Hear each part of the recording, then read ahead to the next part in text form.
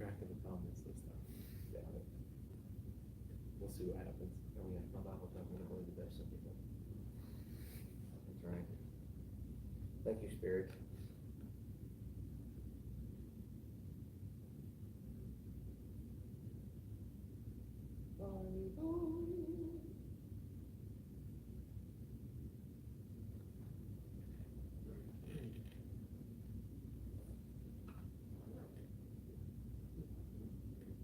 On to the first thing on there. Suggestion is a video by Simon Sinek. I'm sure it is. Have you read any of his stuff? Powerful. Who's that? Simon Sinek. Is he British guy? He sounds British. Yeah, it's not like staunch British, but he's got some French on it, you know what I mean? Mm-hmm. And, but Simon Sinek, and it's funny, a buddy of mine was reading his book before I even knew who he was. Leaders Eat Last. Zack showed me this video about a month ago. Was it a month ago? Was it? I feel like it was like 2 weeks ago. It was like the week before The summer. the summer. Okay, yeah. Cause I stole some of that idea in my delivery. He talks about the why, he talks about the how, and he talks about the what. And he talks about how there's companies like Apple that release something, but they don't release their product, they release why you need it first. Yeah. And how that comes about, and here's the product. So the golden circle is like, there's a why, Yeah. and then outside of that is the how, and then what.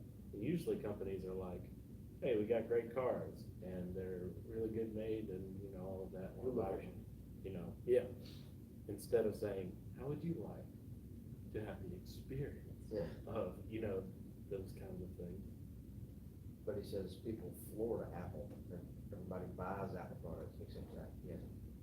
I mean, I've got a Mac here. I have an Android though. You don't want to talk to me now.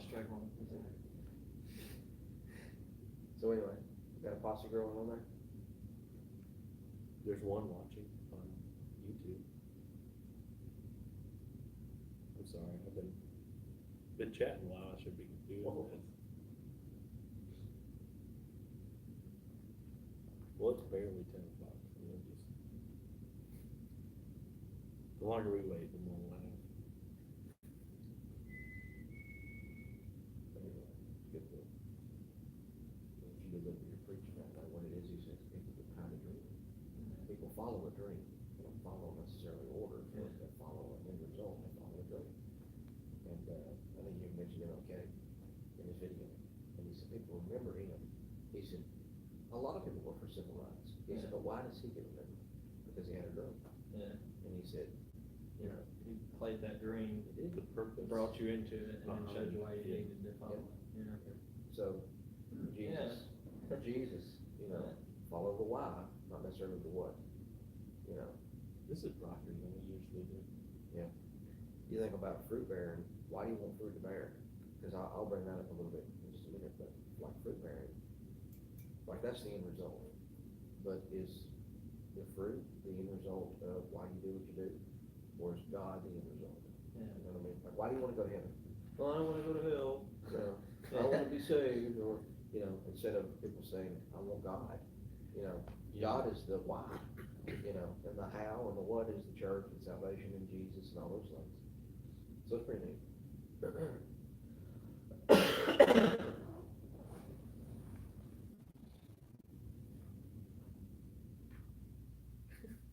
All right. Jacob's off the building. You ready? Ready.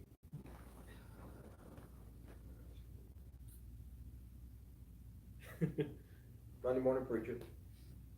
The Monday morning quarterback of everything we did wrong yesterday, things we want to do better.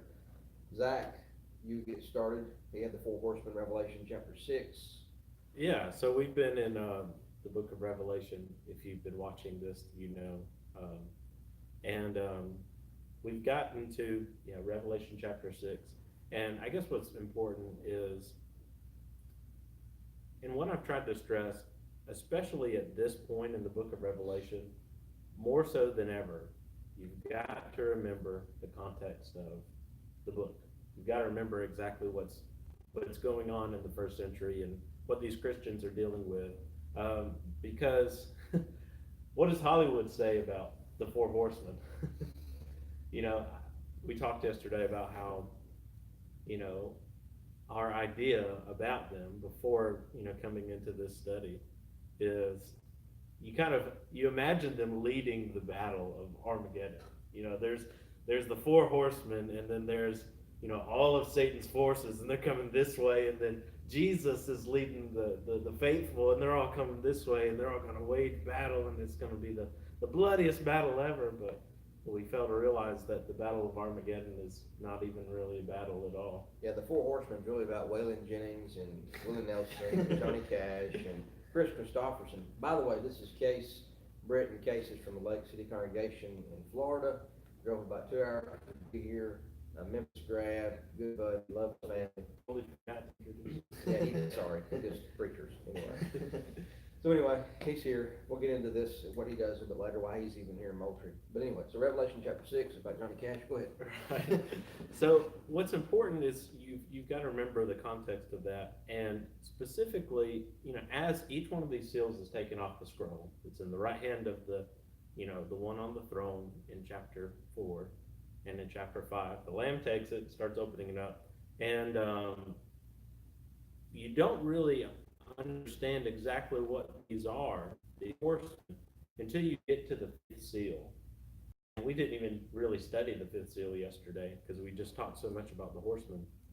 But when the fifth seal is opened, you see that there are these saints underneath the altar that's there present before God.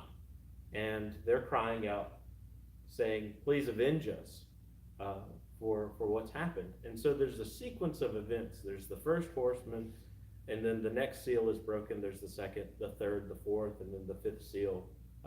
So there's a sequence of events that happen. And what we fail to realize is that these horsemen have nothing to do with the end of the world. Absolutely nothing. The reality of Christianity back then in the first century is that they were facing the four horsemen every day of their life. The first one has to do with the military conquest over all of those under the Roman rule.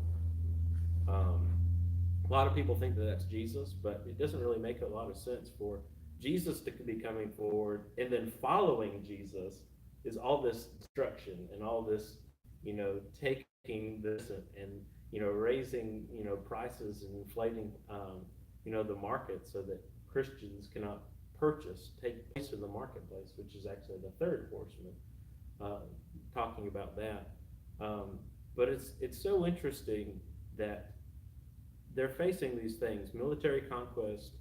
The empire is waging war against Christianity because of its rapid growth, and, you know, these people who are saying Jesus is King of Kings rather than Caesar is King of Kings, they're trying to shut them down as much as possible. So the second horseman is waging war on them. The Roman Empire is waging war against Christians. You've got the inflated prices of, you know, things in the market to try to exclude Christians from that. Jesus is against taxes. Go ahead. That's what he's saying. And then there's the fourth, and the fourth one is really kind of like a cleanup crew. There's death in Hades, and they're given, you know, all these different methods to kind of take whatever they want within reason. God limits that. It says 1/4 of the earth, and that's not meant to be literal, but it's meant to say that there's a certain part, there's a portion which is permitted. And the great comfort that I see from that, and I guess this is where I failed yesterday, is that I wanted to focus a little bit more on the comfort that provides. You know, we didn't have enough time, but the fact that God, yes, he permits trials, he permits, you know, certain things from happening, but he does not allow it to go too far. You know, he allows that suffering and yes, suffering does produce patience and all of those other great gifts, and we can learn from suffering. But the fact that God, Satan doesn't get to do whatever he wants. Yeah. If he got to do what he wants, he would just destroy the world and take everybody with him. Party on, Wayne.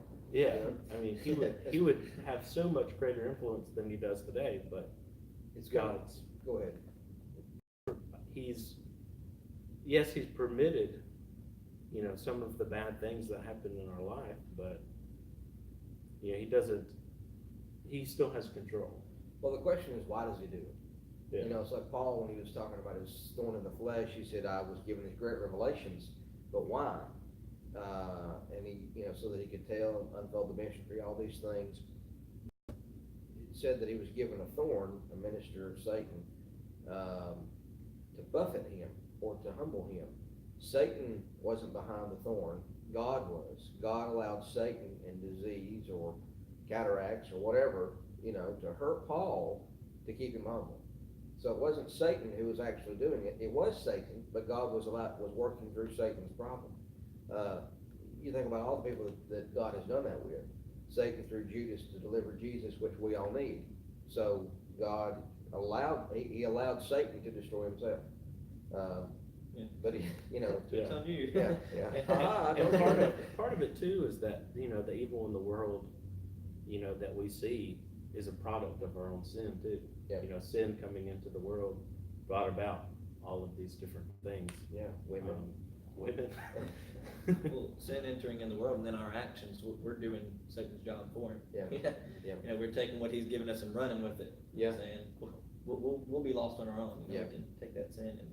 When Ephesians 6 talks about that we are to wage war, a spiritual war, against the devil, but not just the devil, but his methods and his minions. We can drive by a billboard today that has a half-naked woman on it, or selling a product of alcohol or whatever, that causes the demise of our country. And it's not, Satan didn't put that up there, but people who were influenced by him did. Or, a company paid for that to happen, and so a company that has no moral character and just wants the dollar, they'll go up and put that up. So, it's like driving down the interstate and you see especially down here in South Georgia, a lot of these trucker stops, all these stripper joints that they advertise for these truckers, these Asian spas. Well, that's an influence of Satan in our world, or an influence of sin. So that's a part of his methods. But as Paul said, we're not ignorant. We know what he's doing. And but if we don't know the word, we are ignorant. So anyway, Revelation chapter 6, what did you get to, verse 7 or 8? Yeah. Yeah.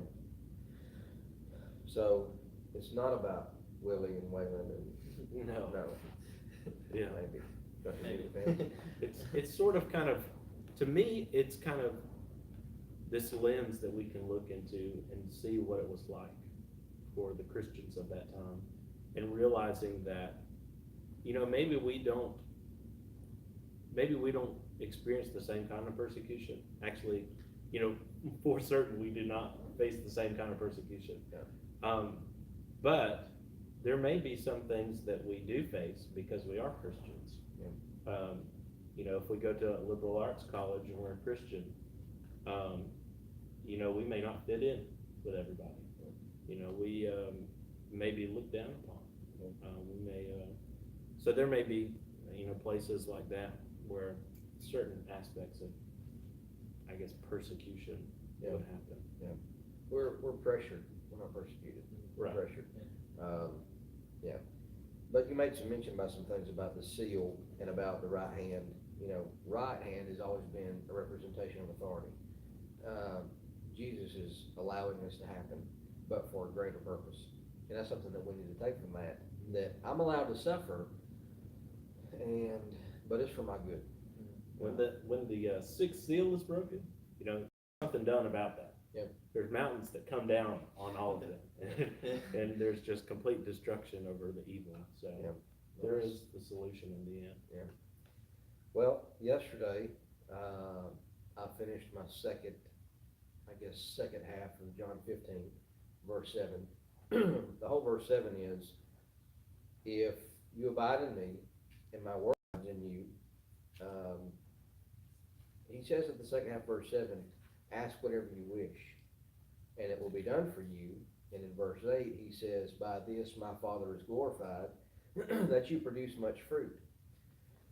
So, last week, John 15 and verse 7, Jesus abides in me when I abide in him. And specifically, how does he do that? 4 and 5, he says the same thing. But verse 7, if my words abide in you, meaning if Jesus is a literal acting voice in my life, and his opinion is my opinion, if his sway is my sway, if what he says is what I say, then that's him abiding in me. I'm living out my faith. And we didn't have it last week, so I'm just kind of touching up. How do we know God? If he's in us. How is he in us? Through his word. How do you see that? By the way we live. But the second half of the verse, ask whatever you wish, or New King James, you will ask what you desire, and it shall be done for you. In context, this is the apostles, this is the miraculous dispensation, this is to bring about the kingdom. Jesus is about to leave, and so the church wasn't established yet per se. And so he's preparing these men to do his will. And so they're going to go out, and as Paul said in Romans 15, or Romans 16, through many signs and wonders, they did these things.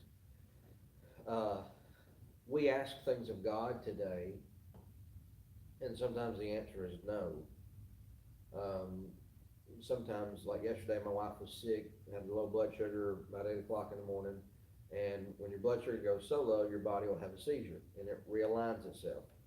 Well, my prayer is that she gets better. Well, why is my prayer she gets better? Is it so that I'll have a companion, so that she'll feel good? Or is my prayer that she gets better so she and I can glorify God in our marriage? And there's a huge difference. Yeah. There's a huge difference. In James 4, you have not because you ask not, and when you do ask, you ask amiss. You ask for the wrong reason. Why do I want to be successful? So that I can stack my bank account, or so that I can give more to the Lord? Why do I want to be a good father? So that I can show my son how God is to him? There's a whole reason. Why do you pray? And let's look at this in Matthew chapter 6. Jesus prayed for the daily necessity of bread. Give us this day our daily bread. But in John 15, prayer is for fruit bearing. It's not for natural desires. And Jesus prays for natural desires. And there's nothing wrong with natural desires. But in Matthew chapter 6, verse 5, Jesus tells us, don't pray like the heathen do.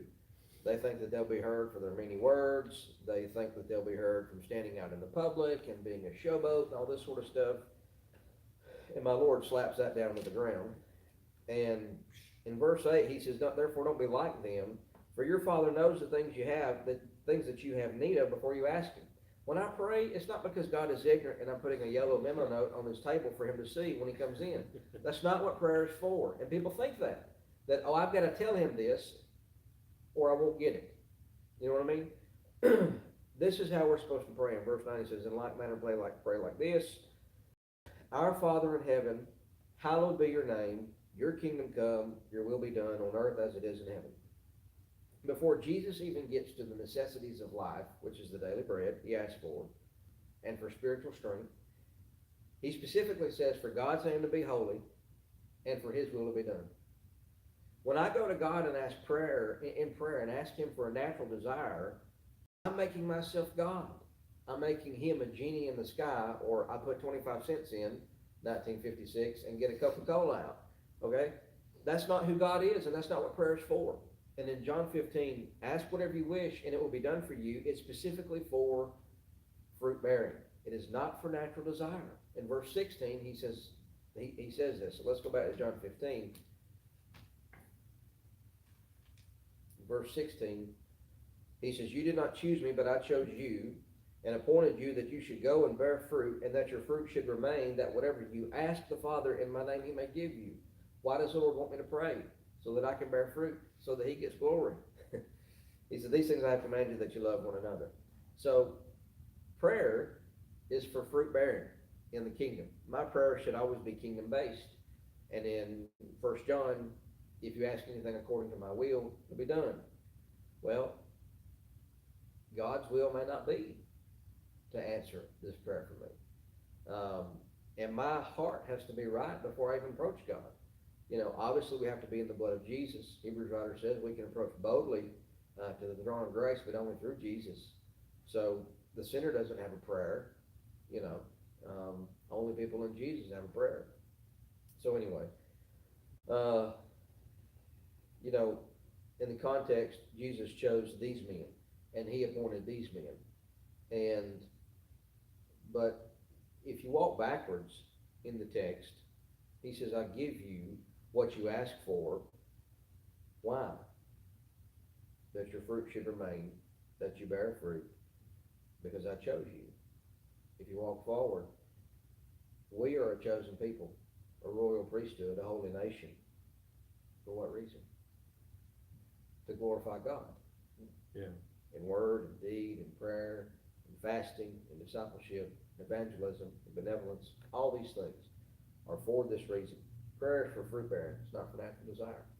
You know, when I was a kid, I brought this up in my sermon yesterday.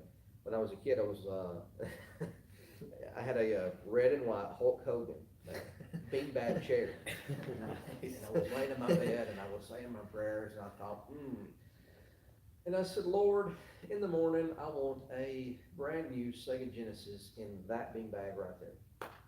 Amen. I woke up and guess what was not in my Hulk Hogan red and white beanbag? A Sega Genesis. You know why? Because it was a natural desire.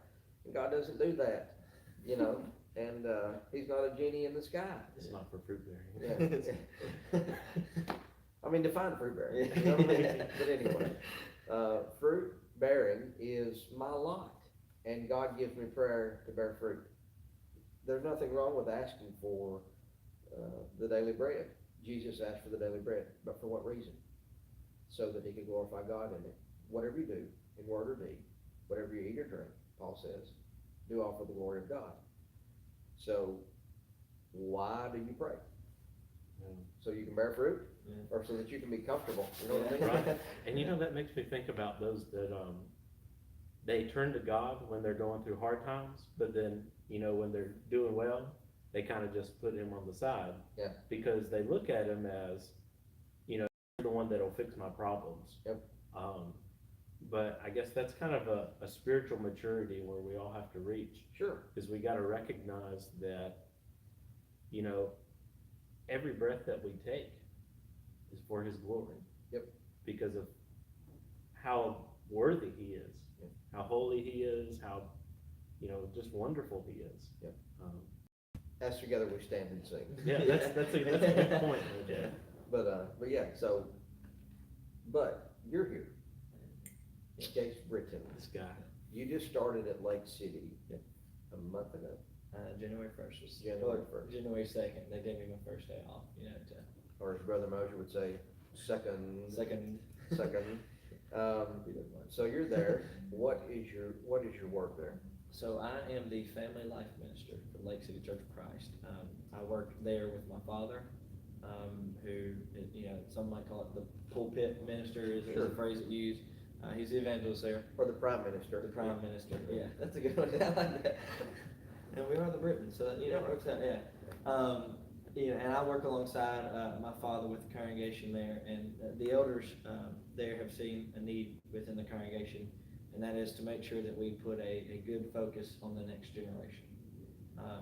Our text for the year is Judges 2:10, which reads, you know, the second part of it reads, and there arose another generation after them, which knew not the Lord, nor yet the works which he had done for Israel. This is right after Joshua had died, and so their worry is that when this next generation, or when this current generation, that's our elders, our deacons, and the ones who are doing a lot of the work in the congregation, when they pass on, this next generation that's going to come in doesn't know God.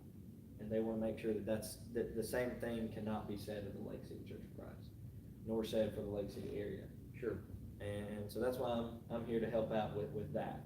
And so we're doing quite a bit. The reason I'm here today is, you know, the elders have expressed a want and a desire to look at works that are working and that are doing good work and things that are effective, and see how can we either, one, better what we're, you know, better how we're involved with that work, or two, how we can implement some of the ideas and practices into the congregation there. And so that's why I get to travel and spend time with people who are doing great work, like Monday morning preacher, and stuff like that. So, Well, it's, I think Brother Holland, his book, we got him for preaching school, the work of the preacher is working. yeah. Where, and I say this all the time to the church here, God's work will work if we work it. Yeah. Amen. That's a good way of putting it, yeah. God's work will work if we work it. Yeah. And, because what good is a closed Bible? But anyway, so yeah, That's collector. and it's funny, we had the summit 2 weeks ago, and we had one of the sessions was a 10 minutes of church growth. What are you doing where you are that's successful? You look at people and look at their fruit, and you see that they're fruit and they bore fruit, and we say, okay, are they teaching false doctrine? Because that's what some of our brethren would say. Oh, they're growing, they must be doing something sinful over there. God will damn that fool. But besides all Nothing like that, encouragement between congregations. yeah, yay, exciting. They're doing Yeah, something Jesus. good, it must be going liberal or something, yeah. Team Jesus. Because Marvin Green was one of them that spoke, and Marvin's a hoot, Yeah. and real dry guy. Anyway, I had him as a Bible class teacher at Griffin. yep. So Marvin is at Lake Park, and a very rural area, rural area, and people they told him it's not going to grow, it's not going to grow, it's not going to grow, you'll die. Well, he gets there. How long's he been there? Anyway, the church is like almost 200. And this church won't die. Well, It's not a big town, I've lived in Lake Park, it's not a big town. so, we have like 15,000 in the city limits. Our membership, sometimes we have 85, sometimes we'll have 119. It's just, whatever. So we're not even 0.5% of our entire city. So to see a congregation that's a larger congregation within a smaller city, that's a healthy congregation. And what they did was, and I'll post this later today on the church's page if you care, Marvin Green session, or the church growth session, is that he said they did a self-assessment, which is kind of like what you're saying, Lake City's doing.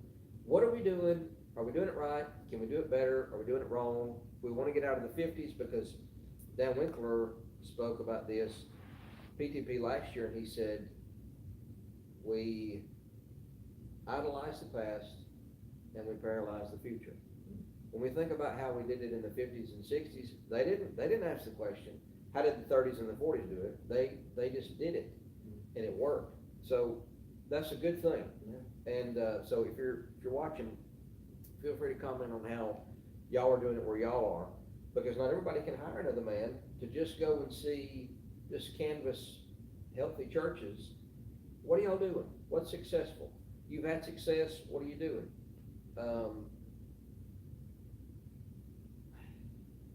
If you're a congregation and you've been here a month roughly, ish, have y'all seen any fruit yet of what you've done? Our big focus, and not a lot of congregations, and I definitely would applaud my elders for this. Not a lot of congregations would hire a father-son combo. Sure. That it's fantastic. It's absolutely awesome to be able to work with my father, because we get along very well, and everything works out great. Not a lot of congregations would do that. Right. And the fact that they're trusting us to work together, and it has been fantastic for us. For us especially, we've already noticed growth within ourselves. I lived with him for 19 years before I moved out. So I'm used to working with him. You got to get along to work together. Sure. But one of the things that we have focused on very heavily, me and Dad, in our day-to-day stuff, is making and encouraging things for our young adult group. Just the little things. Don't make an offer for them to come and help with something. Say, hey, it's starting at 6. You're gonna be there. Is that all right? Yeah. It's like volunteer. Yeah, volunteer. Yeah, and that's I use that phrase at Luxahoma a lot. You can either volunteer or get voluntold. Yeah. And so I'm kind of implementing the same thing at Lake City, and we're encouraging. Not only we don't want to go, all right, we're preparing for the next generation, move over old generation. No, what we want to do is we want to see you know, we've got people who are doing effective work, who have been faithful members of the church. You know, that congregation didn't reach its point where it is right now by not working. You know, people did something to get to that point. Yeah. And we don't wanna neglect that. So we want to take our young adult group, we wanna take our, you know, the older ones of the congregation that are doing, you know, a lot of the work, and we want to get their relationships closer together. Mhm. You know, we wanna implement stuff like deacon mentoring. You know, some of our deacons take in some of our younger men and say, you know, this is what I do. You know, this is my job. This is, you know, what I've been given by the elders to do. Because, you know, a lot of your elders and deacons positions are filled when someone dies. Right. And it's not a, hey, let me teach you and show you the way, and we can work at this together and strengthen each other and get to know each other. It's a, well, he's gone and we need somebody else to do that job. Can you do it? And you got to step in and say, do it, and I'm gonna figure it out. Yeah, I think Paul said, don't give under compulsion, you know? Yeah. You know? But, you know, we don't want we don't want there to be a gap. Yeah. We don't want it to be another generation that's gonna come together and not know the Lord. We want it to be a smooth transition that says, you know, we're getting to older age or we can't work anymore. Yeah.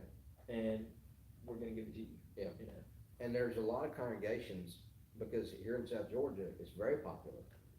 As soon as you get past Macon, it's like the church is just the scattered remnant of Israel, you know what I mean? And we're just hanging on by a thread. In a lot of places, you know, there's a lot of places who, they've set up a one-man pastor system, and when that guy dies, guess what else dies?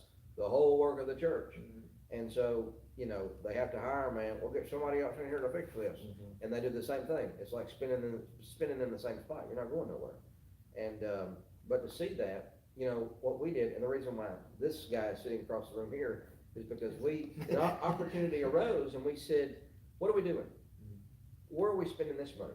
Because we did a lot of, in Moultrie, a lot of newspaper, a lot of house to house, a lot of, you know, Georgia School of Preaching classes and stuff like that. And we said, we've been slinging a lot of seed, but can we, and we've been doing it for 4.5 years, what if we stopped doing it this way and did it this way? Yeah. And that's the reason he's here. And since we've done this, there's some other churches that have said, we like that idea. Yeah. And I'm not gonna throw out any names, but there's a reason. There was been some guys down this way recently, because other churches have seen the model and said, listen, we're already dumping $2,000 worth into this, we're already dumping this and this, you know, every month. Why don't we put this into and one of our members, Chris Loftus, he said, a warm body is better than a cold track any day of the week. And I said, brother, that'll preach. I'm gonna put that on my wall, so that, you know. As together we stand in question, you know? A warm body, you know, is better than a cold track. And so you look at the early church, what did they do? Who did they have? You know, you had somebody to develop the members to go out and do the work. It just takes somebody. So if you get a congregation who have elders that actually they don't eld, they do deacon work, you know, and the deacons don't know what they're doing, you know, other than just getting hollered at and sleeping in the back pew. You know, sorry, deacons.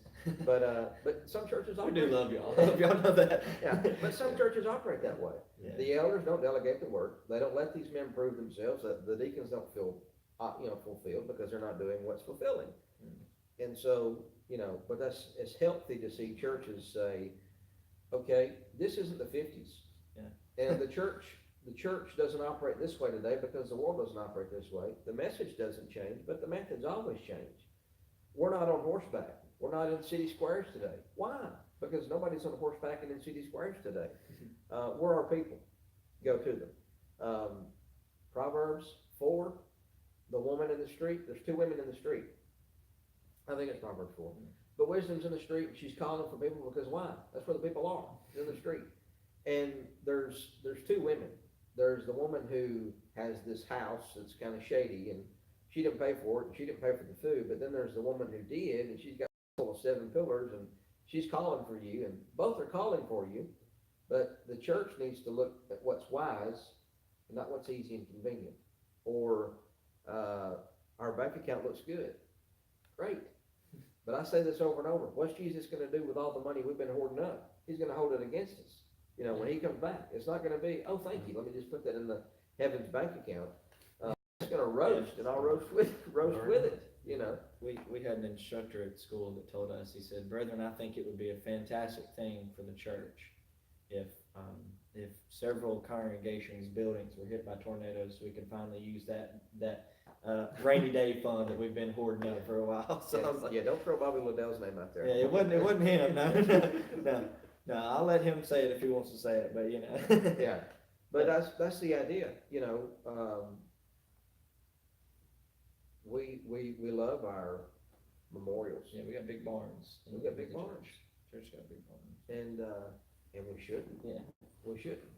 And so, you know, this whole year, we have slated everything completely different. Like, we're not doing what we've usually done. We're not doing the same old, because if you do the same thing, you get the same results. And so, are you okay with that? And some people in some congregations are doing a great work, and they're doing a good thing, and it's effective, and it's good for them. But like here in Moultrie, the newspaper and the Cockwood Shopper is huge. It's huge. And people love it. And so we use that. And I think we baptized like 5 or 6 just from the paper in 4 years, which is huge. People saw an article, loved it, and study, and they're in these pews today. And some newspapers even allow for you to write completely for free. Yeah. You know, some have like a religious section and you don't have to pay a dime. Yeah. You just check into that. But in my hometown, in North Georgia, our preacher wrote in the paper every Tuesday, and it was called Crosswords, I think it was. And Steve wrote. He was a great writer and a great teacher, but he said he got like just a handful of responses in 18 years of doing that. And so, was that effective? I mean, not right now. He might have planted the seed that will germinate in 36 years, yeah. but you know, what are y'all doing? What are we doing? Yeah. Are we doing the same thing because we've always done it? Probably. Yeah. So quit. You know, Probably, yeah. You know, and sometimes, like God's people, there has to be a few funerals. There has to be a purging, if you will, of old mindset. Because there were still people, if you recall, in the wilderness that saw God's hand, but they didn't really let go of what they knew before. You know, I had one of the members at Lake City I was talking with, and he mentioned, you know, like new songs, you know, Yeah. people call them camp songs or Devo songs, stuff like that.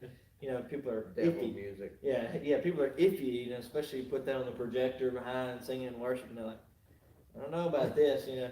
He said, but what hit me is he said, you know, one day Amazing Grace was a new song. Yep. And you think of how many people know, I mean, just about everybody, especially in the States, knows that song. You know, whether you're religious or not, you've heard it, you know. And at one point, that was a new song that somebody probably went, I don't know about that. Yeah. You know. Yeah. And he said, you know, that's kind of helped his mindset with a lot of, you know, progressing the church, using modern methods that are completely scriptural. You know, there's nothing against them. Yeah. They're just not traditional. They're not the same as what they've been doing for 30 years. And I think one congregation that does that well is Forest Park down in Valdosta. Spencer Birmingham and those other song leaders, and especially Yes Weekend that comes up the last weekend of February. Huge, great youth outreach, but they do a good job of not doing in terms of songs. I think you said, who are we in the church to sing only the first, third, and fourth verse? You know what I mean? Yeah. You know, why not all 7? That's, you know, but we get into that tradition. I know there are times, some congregations that specifically mix up their worship service of the order so that people don't get in a rut. People will, you know, I've been at a congregation before, and the first thing they did was give. And I thought, well, that's pretty cool. Yeah. But then some people might say, well, we got to pay to get in this place. You know what I Yeah. mean? You know, we got to pay admission. Wow. But that's the idea. It sets the tone. Yeah. If the first thing you do is give financially of your means, that should set the stage. You know what I mean? But then if you give last and you pass the plate, you might not get as much in contribution because get out after the invitation song. you know, just step on out real quick. Jake, your brother, Tate, commented, old habits die hard. We have to be willing to try new things that will advance the kingdom, keeping to the scriptures, of course. Yeah. And that's 100%. You know, if we're not willing, what does that say? Yeah. I mean, what's the heart of a person who is not willing to do something different for the sake of kingdom? Yep. Not for the sake of just because, Or Selfish one. it's when a person, if there is fruit that's hanging, and, well, we've always used a 12-step ladder around here. Well, that fruit up there is in a 16 footer. Well, you know, let the Lord deal with that one, all right? You know what I mean? But Yeah. what does that say? Yeah. That our heart is so bent on what we want, that we're not willing to go and get fruit where it's at. You know, Yeah. me and the guy I used to work with, Jeremy Thornton, you Yeah. actually graduated with him, didn't you? Or He you was went our to school? president, I was Yeah. our vice president. Yeah. No hard feelings, all right? Yeah. Nah. No, I worked with Jeremy Thornton for 2.5 years while I was in school and a little after. That's where I was for Lake City. You know, one of the things we had always joked about, you know, we said, we want to preach a sermon on not, you know, sticking with traditions, but with scripture. We want to do it by, before even the guy with the announcements walks up, we go up and start preaching. Yeah. And throw off the whole, you know, set list, so to speak, you know, just, you know, we've done it this way for 20 years, you know, the 2 Yeah. songs and prayer, you know, all that stuff. Said, stand up and start preaching. Yeah. Throw everything off and say, you know, why are we so stuck on tradition? Yeah. You know, we get in this rut, you know, probably half the congregation could go without hearing and know exactly when to stand up and sit down because it's the same old, same old. And even the inflection of their voice changes as you're ending the sermon. Yeah. And people, their ears, because what'll happen is, and Cliff Goodman taught me how to do this, what'll happen is that you'll start winding down your sermon and you hear people go, Yeah. and you hear keys rattling, and you're not even finished. And you think, well, what's the big deal? Well, the big deal is that somebody across the pew is in tears, and their heart has been reached, and their soul has been pricked, and they can't focus because you are over there getting your purse, Granny, and Papa's over here rattling his papers because they're ready to get out of there. And that robs the joy of people, you know. And so what Cliff told me to do, and what I've seen him practice, is that when he finishes his text, like at the close to the end, he'll say, let's close our Bibles and take out our songbooks. And so everybody just sets the stage and they're ready, and so everything is done, all the noise is finished, and so he extends the invitation after that. After the noise. And so the thought is still there. You know, some preachers will end their sermon on a climax. Yeah. And then some preachers will take them up and then take you back down and play. Curtis Cates would always tell us, brother, he said, you know, don't end your sermon on a climax because you're going to get an emotional response. He would tell us, he said, you know, if you want an emotional response, then end your sermon on a climax. Where, he says, where you just got him up here, and he says in the first 5 minutes, you got to grab by the nape of the neck. You know, that's what he used to say. You know, grab by the nape of the neck, whatever the nap is. I don't know up here. But he would say, you got to grab them. Yeah. But he said, you know, land the plane. Yeah. And he said that there are more responses on Sunday night about the Sunday morning sermon. He said, because they go home, they think about it. They can't take their nap. They're shook. Maybe that's what he meant. Maybe. And but he said, you know, there are some preachers that end on an emotional high, and you get an emotional response, which doesn't always stick. It has to be a rational stick, not necessarily an emotional. They go home and come back that Sunday night. And they're not high. Yeah. Oh, well, then I must not be converted, or I must not really be changed, or whatever. So there's a method to the madness. You know, I've always seen, and even I have practiced it, especially, you know, I used to preach with just paper and Bible. Now I use Bible and iPad and stuff like that. But, you know, common problem, I know. Hey, Jake, our Facebook stopped. Great. But, you know, Let's see if it's, No, I'm still rolling. okay, no, we're good. It just kind of, it said, your live feed has paused, and I was like, wait a minute now. But, you know, I noticed that at the end of my sermon, I would back up and I'd look down and I'd shut my Bible and I'd put it to the side, which in turn made everyone there take their Bible, put what notes that they were taking, if they were taking any, and they'd set it to the side. You know, now I close the iPad cover, you know, or stack everything up to be ready to walk down. But, you know, we as preachers almost encourage that sometimes. You know, we start winding it down and putting our stuff up, which then everybody's like, well, I'm about to stand, so I don't want to have to, you know, grab everything and stand up, and, you know, to sing, you know. Yeah. Look like a nerd. Yeah. You know, all this stuff over there. It's like those, the preachers that, you know, they stand behind the pulpit the entire time, and then as they're wrapping up, they walk out and they come and stand like right up in the front, so. But I like that, get the noise out of the way. Yep. And then offer the It invitation. just. Cause that's what, you take the focus off of it, you know, Yep. if you do it. Yep. So what do you like? Yeah. We'll get it figured out one day. Yeah, eventually. Yeah, we sit around here long enough, solve brotherhood problem, we don't have to preach about it next week, you know what I mean? We'll preach ourselves out of a job. You know, you talked about, you know, you preached on prayer yesterday. Yeah. And that's one of the things that, you know, me and Dad kind of sat down before I even got here. And, you know, we before I got here, it was just text message after text, call after call, figuring out, okay, you know, once I get here, what are we gonna do? You know, one of the things we mentioned is we want to focus on our problems. You know, not just generalize, we wanna get specific. If we got a problem with this, you know, if it's just a personal problem that we think other people could deal with, or a specific thing the church deals with, we wanna do a class, we wanna speak privately about stuff, you know, with people, we wanna do sermons on it. You know, Dad started last night the series that we're gonna do throughout the year, Lord Teach Us to Pray. And it's a focus on, you know, prayer. He said, you know, if you don't have prayer down, you know, what good is you being a Christian? If you can't pray, you know, obviously you go, okay, I know how to close my eyes and talk to God, but that's not how to pray. Right. It's the action of praying, but you know, how to pray. Yeah. What your focus is, what your intention should be. You know, that's one of the biggest downfalls. And, you know, we also doctrine days, getting back to the basics kind of thing.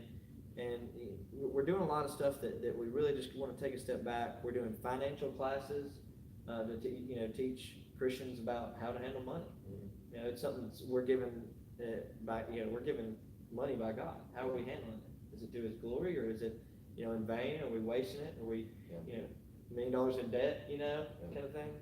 And marriage classes, you know, we're really trying to focus on that. We do Thursday night Bible studies and stuff like that at the preacher's house. Yeah. And we just started actually this Saturday. We're gonna do it once a month. Faith in film, and we take I had a paper and I meant to bring it to y'all, but we're doing a focus on you know, Bible-based films, you know, scriptural films, so to speak. We sit down with a piece of paper and we ask, you know, different questions about the film. You know, what did you find that was right? Yeah. What did you find that was wrong? What have you never thought of? And how do you think they could have done it better? Yeah. You know? And they started with Noah on Saturday. I was actually at a wedding, so I didn't get to be there, but you know, there's a lot in that movie. You know, and there's a lot that a lot of people sit back and go, you know what? And I read through that account again, and I realized some stuff that seemed very strange to me was right. Yeah. You know, and there were other stuff that would be like, all right, yeah, Cinematics. There's added detail for that. Plot twist. Yeah. You know, and that's kind of what we want to do is, you know, we want to build up the family. Yeah. That's what the church is. We are the family of God. It's funny, when I was at Carterville, Memphis, when I was in school, preaching in Carterville, on Thursdays, you remember the Bible show, or the AD, the Bible, the History Channel come out with the Bible? The Bible. It's called the Bible. It was Bible. It was like every Thursday for like 2 hours or an hour, it was a Bible story on the film. Well, our youth group, we'd get together, and this one member that we have, I think it was a deacon and his wife. Anyway, their top room, they had an upstairs room, and it was a movie room, and so it had like this huge white wall, and we'd watch it in there. So we talk about the differences, kind of just like that. So that's cool. But yeah, that's a generation ago, you reach people with felt boards. Yeah. But Joel Miller. Yeah, Joel Miller. And not that Joel Miller's out of date, because it's still very effective, right? You know, if used properly. But it's no longer on, you know, reel, you know, and now they're still on DVD, which is good. And but sometimes, like here in Moultrie, we're not doing any gospel meetings this year. We're not doing any of that. That's awesome. Yeah. And every week there are small groups for you to go to. So every week there's something. Of course, there'll be some breaks, you know, people will, you know, whatever. But like some of them are 7 weeks, some of them are 13 weeks, some of them are 21 weeks. And so we have different people who are able to lead a small group. And so like tomorrow morning at 10 is mine.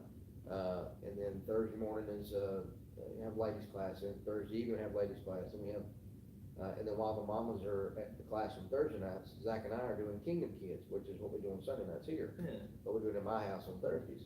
And so, like, we got things like, to their marriage, their finances, their relationship with God. And so, learning how to fix them, this isn't the entire body, but there are some people, who need some personal work. And if we as the church don't offer that, if we claim to be the hands and feet of Jesus Christ today on the earth, then why aren't we reaching people where they are? Why don't we talk about addiction? Why don't we talk about pornography? Why don't we talk about all these different things that people they're steeped in? Why don't we? Yeah. Cause I don't know nothing about that. Yeah. Or you do know everything about that, but you're living a lie. Yeah. And you wonder why the church is dying where you are. But that's be honest with it. Yeah. There's another sermon for another day. But anyway. You gotta offer what's needed. I do. Yeah. Because if you don't help what's needed, then you're gonna have a need forever.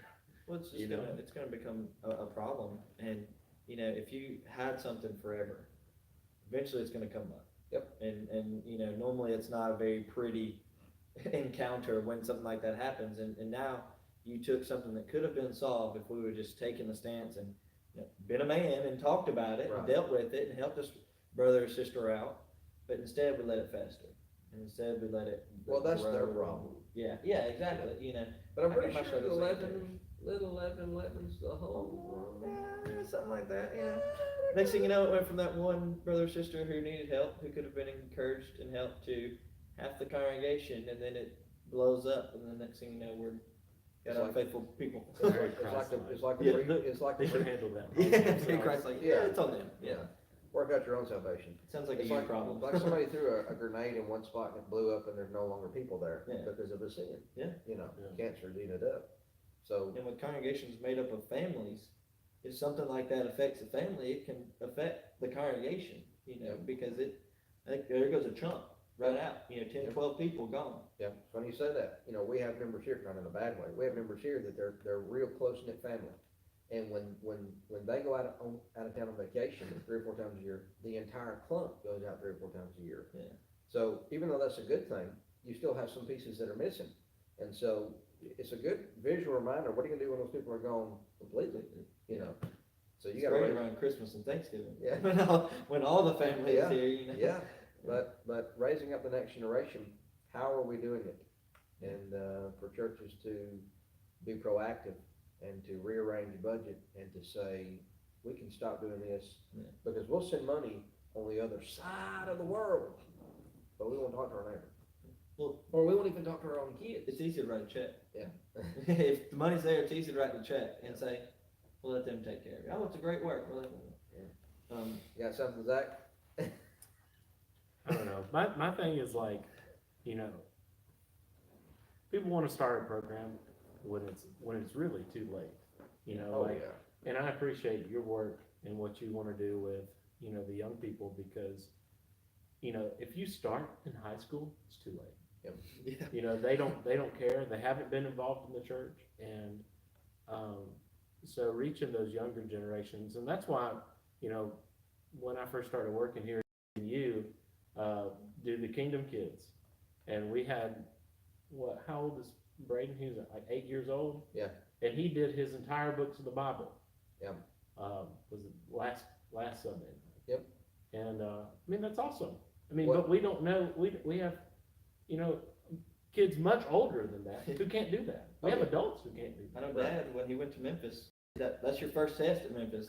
Brother Liddell gave you that sheet and you better write it down. All 66, all spelled correct. Yep. Don't and, if and you it might can't do be all that, caps. we're just going home. It might be all caps too, so read those instructions. Yeah. But he's like, I struggled with that as an adult. And he said, I even grew up going to church my whole life. Yeah. And he said, I couldn't do the books of the Bible. Yeah. And it's not that we want to fill ourselves with knowledge and that bases our salvation. Yeah.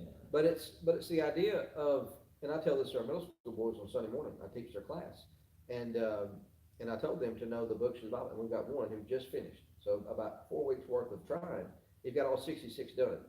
Well, I told them that a reward that they will get out of that, and I'm going to build them an armor set, is a physical sword, and it's going to have Hebrews 4:12 on it, and if I can get all 66 names put on that sword, I want them to have a physical memento of what they did, to see that. And to those kids in there, one's like huge in the sword, and he was like, I collect swords, this is awesome, whatever.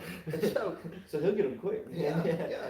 but you think, well, it's just entertainment, well, we give children coloring sheets and stickers in their Bibles, you grow up out of that, and you learn to realize it's like whippings.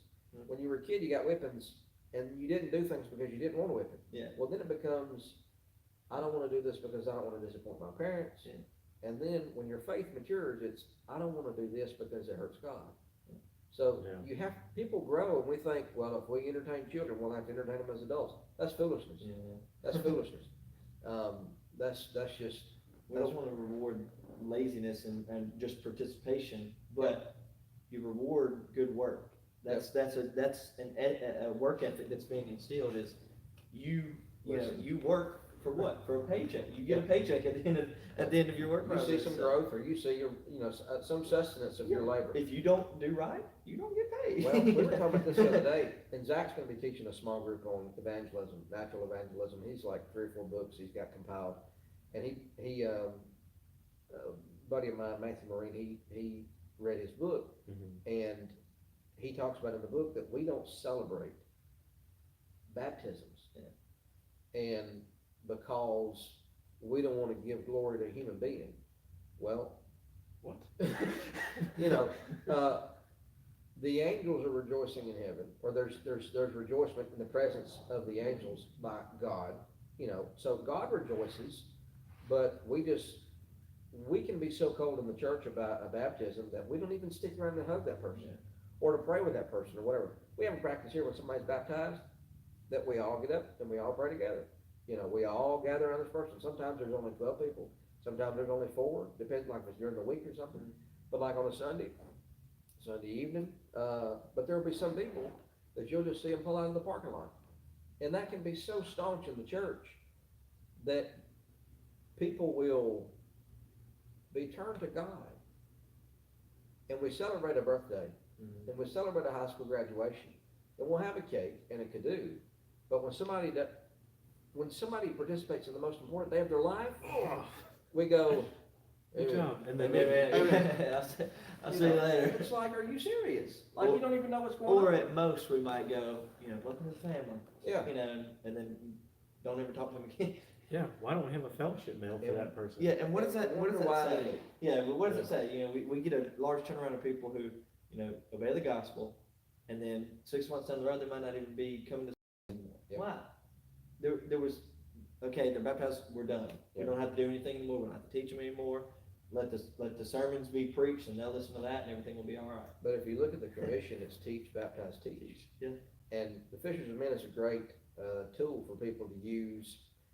One of our ladies here, Denise, she specifically goes for our new converts, and she will study them, and they'll study together the material, and the material reconfirms in this babe's mind what they have done, and it reaffirms what they want to do with their soul.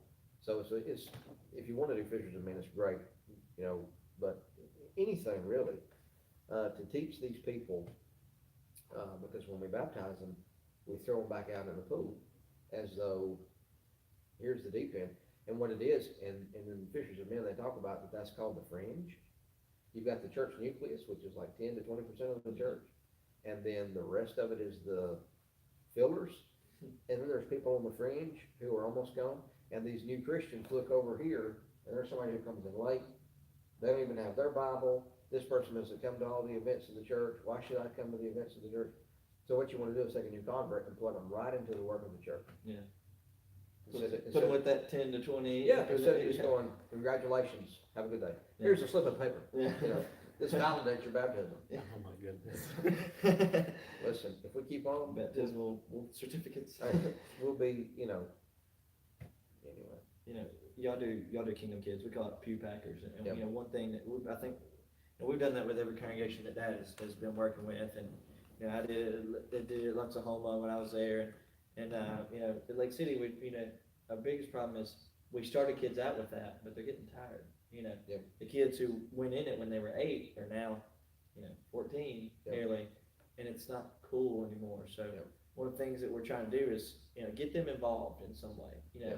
The guys who are, let them lead singing, let Yeah. them, do the books of the Bible, lead in the books that, say in the Right. books of the Bible. We started one thing, and, I give it to my deacons. We give deacons a hard time, but man, I'm going to give them a hard time. But, I'm also taking them out to lunch. I'm, Yeah. be a little easy on them. We're inviting them to come eat with the youth and stuff at our after school program. But, I told the deacons, I said, y'all better start learning your cards that Yeah. the kids are learning. Because what we're going to do now is we're going to put 2 pulpits up front. We're going to have a deacon on one side, we're going to have the youth on the other. Yeah. And the deacon has to say his card as far as he can get. And then the kids are going to have to beat him. And Yeah. so for the deacon, you don't want to get beat by a bunch of kids. No. Are you smarter than Yeah, a No, I am and not. that's kind of the same thing is, it's like, okay, one, what have we just done? Yeah. We just created a bond between the deacons and the kids that might not have existed. Yeah.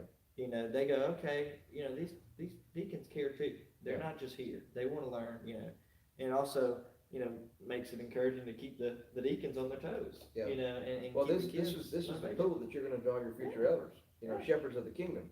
So they gotta be kid lovers. Yeah. We, here in Moultrie, we get, if they can sit up straight, they're in the pew. Yeah. We have little Flint, he's 3 months old, he's being held, but he sits there with his big old eyes, and he just looks, but he's learning. Yeah. I guess the next youngest is Graham, Zack's boy, and he can say amen in Bible, and he does his little Christian life. Well. Amen in Bible. He likes to do that. Yeah, he wants to blow it out. Anyway. But Stone will get up and he has a Bible verse that he quotes. And I say he might get in and whisper it, but he's getting in the routine. So these kids learn how to pray, and they learn how to sing, and they learn how to say things and talk about things. And our middle schoolers, we've only been doing that since I've been here, and so our middle school age, they're not comfortable with that.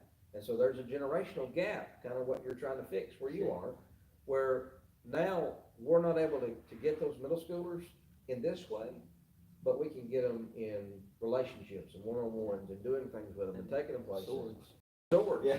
You know what I mean? So you just reach them where they are, and these kids will have a foundation when they're in middle school, and when they're in high school, and then because what I tell my middle school boys, I said, listen, the church is relying on you. So every Sunday it's like a heart-to-heart come to Jesus, and they leave like this, Who knows? If I mess up, it's the whole congregation going down. Yeah, We're dead. We're so dead.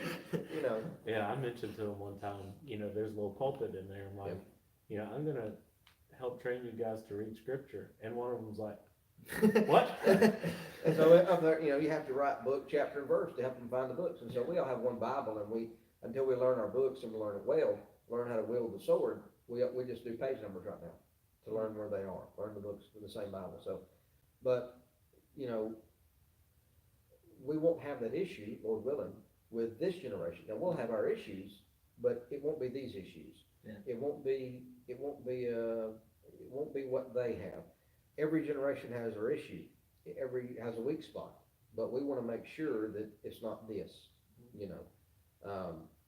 So. Well, just think how many members, men of the congregation, are terrified to lead a prayer. Oh yeah. Or would never read scripture because it's it's something that they never got the chance to do as a kid. So, they're 40, 50 years old, stand behind a pulpit and shivering, and just don't know what to do. And we've got 9 boys up here that are fighting to pray. Yeah. That are like, my turn. Who wants to pray? So we'll have 3 or 4 prayers. Yeah. And we're blessed. I'm telling you. But and that's a good thing to see. Yeah. But the problems that we're having now, we won't have. Will we have problems? Oh Yes. yeah. But it won't be these problems. And we want to steer. God wants His church steered in a direction that's going to develop people of wisdom, people of the book, people of who know how to lead and who lead well. Mm-hmm. And so,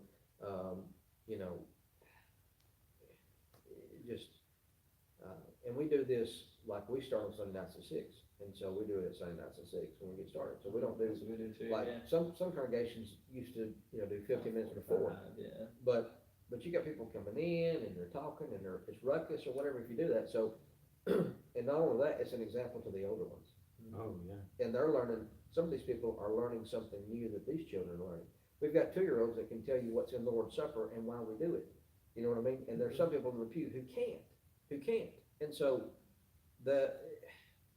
Yeah, we've got, I mean, for instance, the middle school and high school kids are seeing an 8-year-old do all the books of the Bible. right, You know? yeah, and it's not a Backhand. yeah, it's just, this is what the kingdom looks like. Yeah. And God charges the older ones to teach the younger. For what reason? We'll be ready. Yeah, there's wisdom in silver hair. That's their crown and their glory. They earned it, The school of hard knocks. And so we as younger ones are to listen, put our phones away and listen, get off Facebook and listen. Meanwhile, we're behind our phones on Facebook. Okay. Good. Facebook, yeah. Yeah, wait till we're finished. Yeah. But anyway, it's, you wanna be proactive. Yeah. And we wanna be proactive. I don't wanna be, whether God allows me to be here in Moultrie for 2 years or 28 years, I don't want the next generation to not know the God of Israel. And as a person who's been charged to preach the word, that's to preach the whole counsel of the person, not just to the older ones, but to every person. So you reach the people wherever they are, or whatever age they are, in whatever way you can. So that's a charge preachers have, supposed to. Yeah. Ephesians 4:12, your job is to equip the saints. Well, that's old and young.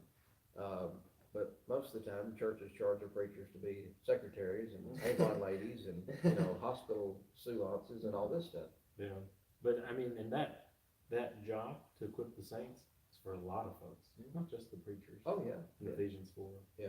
It's for the teachers too, and each one of us, according to the book of Hebrews, ought to be teachers. Don't preach to me, preacher.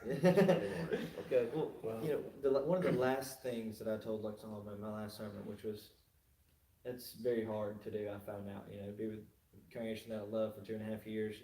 It's tough to leave home, but I went home, so it made it a little easier on me. But I told them, I said, when Jeremy stands up here, when Jeremy's here from day to day, appreciate Jeremy.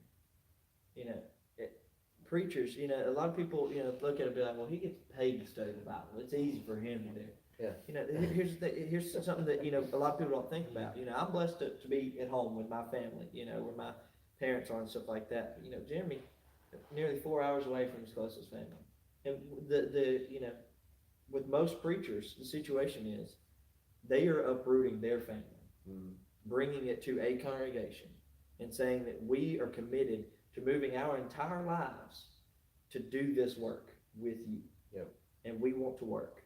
And people give preachers such a hard time sometimes, and don't make it always easy on us, kind of thing. The thing is, appreciate that. Yep. Appreciate the fact that there's not many people in the congregation, if any, that care more about this congregation than the preacher does. Yep. What's up? Oh no, your brother's commenting again. Oh, really? Yeah, he quotes 2 Timothy 2:2, and the things that you have heard from me among many witnesses, commit these to faithful men who will be able to teach others also. Yep. Delegate. And really, I mean, when you're teaching, that needs to be in mind. And he comments again, I agree that we have to teach. All members of the church are to teach in some capacity. Yeah. I'm thankful to be here in Moultrie, and it's the reason we're still here, because from day one, they have been, and they told us in school, when you go to a congregation, and amen is said after everything's over with, and they scatter like rats when the lights come on, then you don't want to go there. That's not a healthy congregation, a connected congregation. They may say Church of Christ, and they may say book, chapter, and verse, but they're not spiritually healthy. They're not connected as a people. They're on different wavelengths. So don't expect any kind of peace to be involved in that place. But if you go to a congregation that are trying to do the Lord's will, and they are connected people, and you almost have to run them out with a stick after 8 minutes over, all right, it's 8:50, we're about time to go to bed, then that's where you want to be.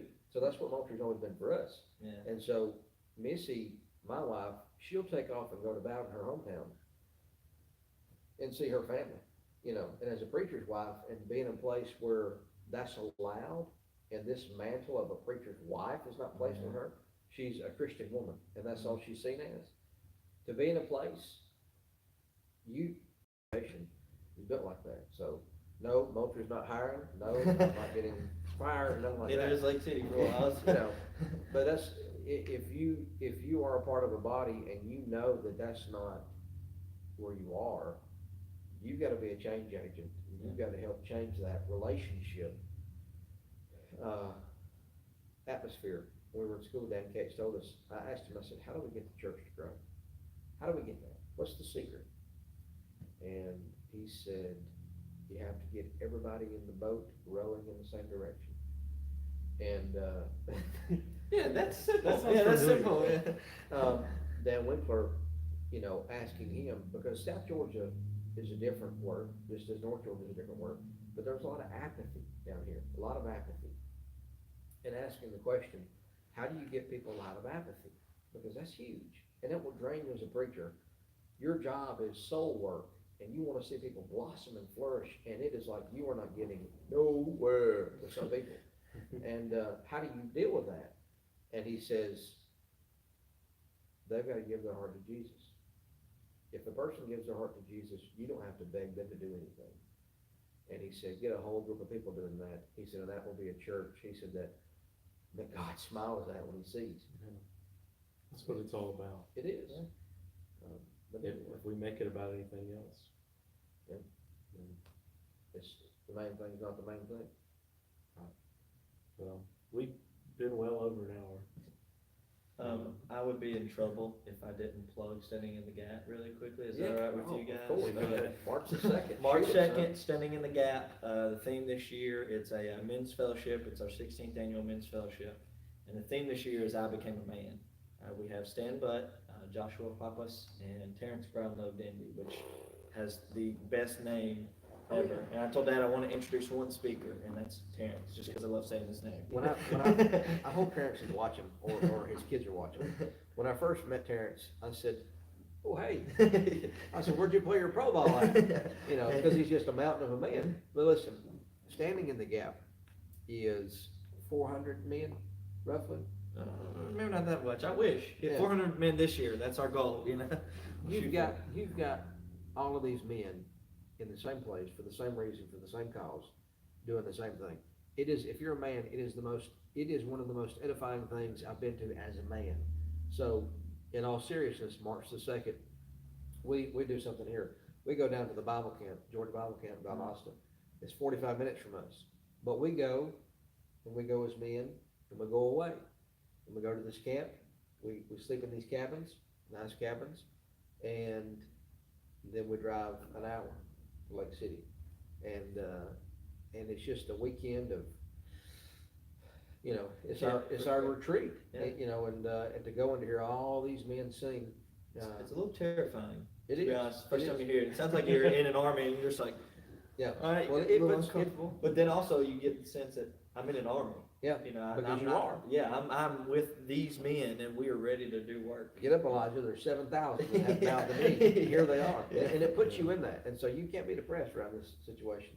But anyway, Monday morning preacher, the 4 horsemen, prayers for fruit bearing, and Lake City work. And a lot of other stuff. And, Yeah. well, we've solved the brotherhood troubles today, and that'll be $85.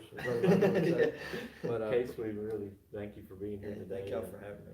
Huge, Yeah. huge blessing. yeah, but he'll be here with us for a couple days and trying us and working here and so anyway, but appreciate y'all, appreciate the hour and 15 minutes we've been rolling, and to God be the glory. Have a great week.